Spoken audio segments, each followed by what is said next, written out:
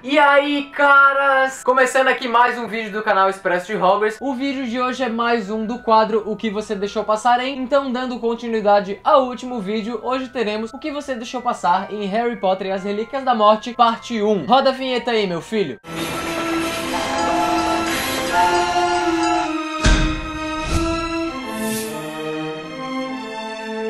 Bom, esse é o 7º vídeo do quadro que você deixou passar em, e eu recomendo que tu assista os outros 6 vídeos. Eu vou deixar o link da playlist do que você deixou passar em aqui na descrição desse vídeo. Se tu ainda não assistiu nenhum, vai lá e assiste todos, ou então pelo menos um, e daí tu vai entender como que esse quadro funciona, o que que eu faço aqui nele e tal. Mas só pra resumir, eu faço um apanhado geral aí de todo o filme da série Harry Potter, que no caso hoje, Relíquias da Morte parte 1. Falo algumas opiniões minhas, falo algumas curiosidades, faço algumas comparações de livro versus filme, falo sobre alguma cena de fundo que acontece ali no filme e tudo mais. Então, resumindo de novo, eu faço um apanhado geral aí de todo o filme, beleza? Mas chega de conversa então e bora começar logo. A primeira coisa que eu separei pra falar aqui não é de fato uma cena do filme, nem um que você deixou passar, mas uma coisa que é bastante importante ser ressaltada. A produção dos filmes de Harry Potter decidiu dividir o último livro da saga em 2 pra poder preservar os detalhes ali de toda a trama. O David Heyman, que é o produtor aí de todos os filmes da série Harry Potter, afirma que se eles tivessem adaptado o último livro da saga para apenas um filme, muitas coisas teriam sido perdidas e muitas coisas seriam deixadas de lado. Então foi por isso que eles fizeram 2 filmes. Tem gente que gosta de falar que a Warner só queria dinheiro, então eles dividiram em 2 para poder ter mais dinheiro e tudo mais, mas eu não gosto de pensar assim, porque eu acredito muito no David Heyman. David Heyman, que sempre foi um cara que amou de coração aí toda a série Harry Potter, então eu realmente gosto de acreditar nessa versão dele aí, onde ele diz que eles dividiram esses últimos 2 filmes para poder preservar ao máximo aí a história de Harry Potter. Mas agora sim, bora começar a falar sobre as cenas do filme. A primeira coisa que eu separei pra falar aqui é a cena onde Hermione usa um feitiço da memória lá nos pais dela.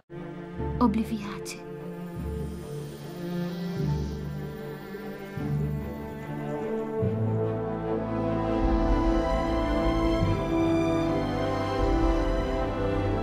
Infelizmente, pra quem não leu o livro, essa cena acaba ficando meio confusa, as pessoas não conseguem entender direito o que tá acontecendo ali. Mas pra dar uma resumida geral, no livro a Hermione não usa um Obliviate nos pais dela, beleza, galera? Obliviate é um feitiço que apaga a memória. A Hermione de fato não apagou a memória dos pais dela, ela apenas alterou. E a Hermione altera a memória dos pais dela pra eles acharem que eles não têm uma filha e que o maior desejo da vida deles é morar na Austrália. Então, fazendo isso, a Hermione consegue fazer com que os pais dela fiquem mais seguros caso algum comensal da morte fosse até a casa deles pra interrogar eles ali pra saber algum paradeiro do Harry e tudo mais. Então os pais da Hermione acreditam que não tem uma filha e que a maior ambição da vida deles é morar na Austrália, e é isso que de fato eles fazem. Importante frisar aqui que a Hermione explica no livro que caso ela sobreviva a essa caça das Horcruxes aí, ela encontraria de novo os pais dela lá na Austrália e reverteria esse feitiço. Então muita gente se pergunta o que aconteceu com os pais da Hermione aí depois disso, e essa é a resposta. Ela sobrevive, acha os pais dela lá na Austrália, reverte o feitiço e passa a ter uma vida normal com eles ali de novo. Caras, vocês estão ligados em quem é o Pyle Ticnice? O Pyle Ticnice é aquele cara que aparece lá no comecinho do filme, naquela cena onde tá o Voldemort ali com os comensais naquela mesa. E por que que eu tô falando dele aqui nesse vídeo? É importante a gente frisar que no livro o Pyle tá sob efeito da maldição Impérios. O Pyle era um funcionário do Ministério da Magia comum aí, e os comensais da morte precisavam de alguém pra se infiltrar no Ministério, então eles lançam uma maldição Impérios no Pyle, pra que assim eles tenham uma marionete dentro do Ministério que possa ver ali o que tá acontecendo e tal. E no fim, depois o Pyle acaba virando o próprio Ministro da Magia sob a maldição Impérios. É importante a gente falar disso aqui porque no filme não aparenta que ele tá com a maldição Impérios. Realmente parece que ele tá ali com os comensais porque ele quer e tal. Parece que ele tá meio com medo ali, né? Ele tem um pouco de medo de falar ali, mas realmente não aparenta que ele tá sob a maldição Impérios. Então uma coisa que é legal a gente citar aqui é essa diferença do livro contra o filme. Meus amigos, a próxima coisa que eu tenho pra falar aqui é provavelmente uma das coisas que mais irrita os fãs de Harry Potter em relação ao filme. E eu tô falando daquele espelho que do nada o Harry tem lá em Relíquias da Morte parte 1. Quem não leu o livro não faz ideia do que é aquele espelho. E cara, é realmente uma coisa bastante importante pra história do filme e tudo mais, mas eles acabaram não explicando o que é. E eu vou tentar dar uma breve resumida aqui pra vocês. Aquele espelho ali, quem deu de presente pro Harry foi o próprio Sirius em Harry Potter e a Ordem da Fênix. O Sirius dá um presente de Natal pro Harry e é aquele espelho ali, mas o Harry acaba não usando ele nenhuma vez. E no que consiste a magia daquele espelho ali? O Sirius tinha a outra metade daquele espelho. Pra deixar claro que no livro existem dois espelhos e eles se chamam espelho de duas faces. Não é um espelho normal onde só cortou um pedaço ali como é apresentado pra gente no filme. No livro de fato existem dois e o Sirius fala pro Harry que ele e o Tiago utilizavam esses dois espelhos pra conversar quando eles estavam fazendo detenções separados. No filme a gente não tem acesso a nenhuma dessas informações. O Harry simplesmente tem aquele pedaço de espelho ali do nada. Depois a gente acaba descobrindo, né, que o Aberforth tem o outro pedaço do espelho, mas isso ficou muito vago. Se eu não tivesse lido o livro de Harry Potter, eu não faria ideia do que é aquele espelho ali. Então é por isso que eu tô falando aqui pra vocês nesse vídeo. A próxima cena que a gente tem pra falar aqui é a cena onde a Tonks ia contar pro Harry que ela tá grávida, mas o Moody chega e corta o barato dela e a gente acaba nunca descobrindo que a Tonks estava grávida. A gente só tem menção a isso nos filmes lá no finalzinho de Relíquias Parte 2, quando Harry usa a Pedra da Ressurreição e fala pro Lupin: Remo, e o seu filho? Mas cara, que filho? Não foi introduzido esse filho em nenhum momento da série e essa é uma coisa que irrita bastante aí os fãs de Harry Potter. Meus amigos, a próxima coisa que eu tenho pra falar aqui é a coisa mais legal desse vídeo. Guardem essa informação e vocês já vão entender por quê. Pra quem assistiu aos outros que você deixou passarem, sabe que eu acho muito da hora quando o pessoal da produção do filme coloca uma pequena coisa pra remeter também a uma pequena coisa dos livros ou então de antigos filmes e tudo mais. E a coisa que eu separei pra falar aqui é essa cena. Sabia que a história da tatuagem era mentira. Meus amigos, e o que é essa tatuagem que o Rony se refere aí nessa cena? Pra quem leu o Enigma do Príncipe vai se lembrar que tem um pedaço onde a Gina fala que o Harry tem uma tatuagem no peito. A Romilda Vane, que é uma aluna aí apaixonada pelo Harry lá em Hogwarts, ela pergunta pra Gina se é verdade que o Harry tem uma tatuagem de hipogrifo no peito e a Gina fala: não, é mentira. Ele não tem uma tatuagem de hipogrifo. Ele tem a tatuagem de um rabo córneo.